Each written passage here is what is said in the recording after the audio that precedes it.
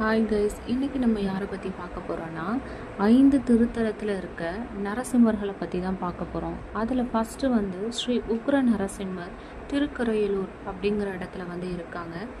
அடுத்து நம்ம பார்க்க போகிறது வீர நரசிம்மர், இவங்க மங்கை மடம் அப்படிங்கிற இடத்துல இருக்காங்க. அடுத்து ரணிய நரசிம்மரும் யோக நரசிம்மரும் திருநகரி அப்படிங்கிற இடத்துல 2 பேரும் ஒன்றா தான் இருக்காங்க. அடுத்து 5வது ஸ்ரீ லக்ஷ்மி நரசிம்மர். இந்த 5 நரசிம்மர்களை பற்றி தான் நம்ம இந்த வீடியோவில் பார்க்க போகிறோம். வாங்க வீடியோக்குள்ளே போகலாம். நாகை மாவட்டம் சீர்காழிக்கு அருகில் பஞ்ச நரசிம்மர்களும் ஆர்ப்பாளிக்கும் சேஸ்திரங்களாக உள்ளன.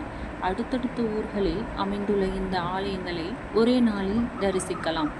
ஃபஸ்ட்டு நம்ம யாரை பற்றி பார்க்க போகிறோம்னா ஸ்ரீ உக்ர நரசிம்மர் திருக்குரையலூர் அப்படிங்கிற ஊரில் இருக்காங்க.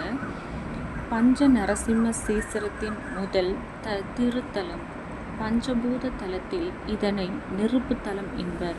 சீர்காழியில் இருந்து சுமார் 13 கிலோமீட்டர் தொலைவிலும் திருவெண்காட்டில் இருந்து சுமார் 6 கிலோமீட்டர் தொலைவிலும் உள்ளது.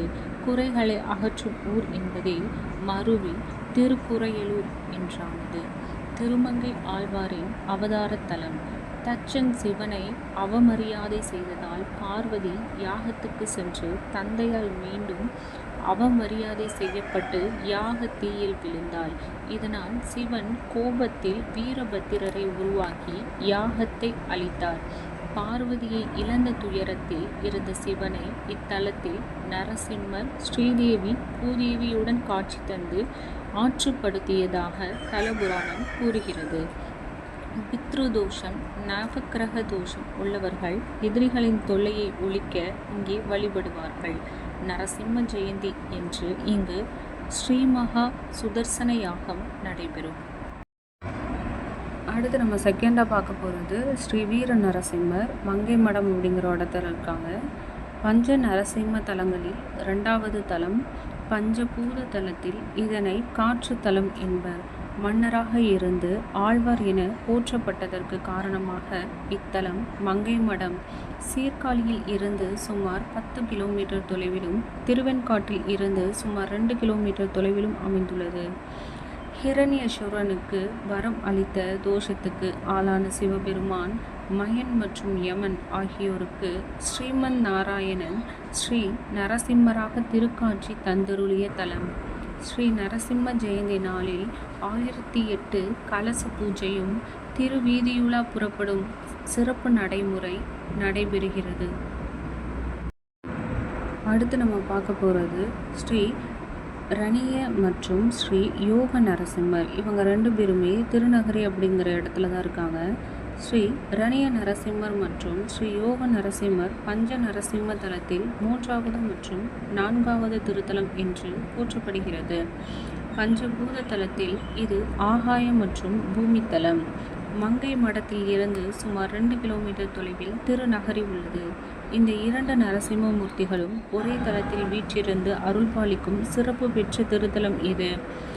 ஹிரண்யனை வதம் செய்த கோலத்தில் காட்சி தரும் ஸ்ரீ ஹிரண்ய சம்ஹார நரசிம்மரை தரிசித்தால் எதிரிகள் தொல்லை முழுவதுமாக நீங்கும். அடுத்து யோக நிலையில் உள்ள ஸ்ரீ நரசிம்மரை வணங்கி தொழுதால் மாணவர்கள் கல்வி கேள்விகளில் சிறந்து விளங்குவார்கள், ஞானத்துடன் திகழ்வார்கள் என்பது ஐதீகம். ஆகாய கோலத்தில் ஸ்ரீ ஹிரண்ய நரசிம்மரும் பூமி கோலத்தில் ஸ்ரீ யோக நரசிம்மரும் திருமங்கை ஆழ்வாருக்கு தரிசனம் கொடுத்த இடம்.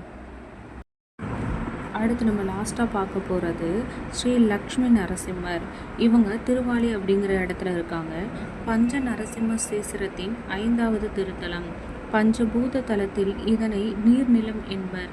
இங்கு ஸ்ரீ லக்ஷ்மியை தனது வலது தொடையில் வைத்தபடி காட்சி தரும் ஸ்ரீ லக்ஷ்மி நரசிம்மர் கொள்ளை அழகு. ஸ்ரீ லக்ஷ்மி நரசிம்மருக்கு தாமரை மற்றும் நறுமணம் கமலும் மலர்களால் மாலை அணிவித்து அர்ச்சனை செய்து வழிபட்டால் நினைத்த காரியங்கள் யாவும் ஈடேறும். வியாபாரத்தில் முதலீடு செய்பவர்கள் விவசாயம் செழிக்க இங்கு வழிபடுவார்கள். பிரதோஷ நாளில் இங்கு ஸ்ரீ லக்ஷ்மி நரசிம்மரை வணங்கி அவருக்கு அபிஷேகம் செய்து எண்ணெய் பிரசாதத்தை தலையில் தேய்த்து நீராடினால் மனோவியாதிகள் அகலும், மனோபலம் கூடும். இந்த மாதிரி வீடியோ அப்லோட் பண்ணணுன்னா கமெண்ட் செக்ஷனில் கமெண்ட் பண்ணுங்கள், ஷேர் பண்ணுங்கள், சப்ஸ்கிரைப் பண்ணுங்கள். Tata, bye bye.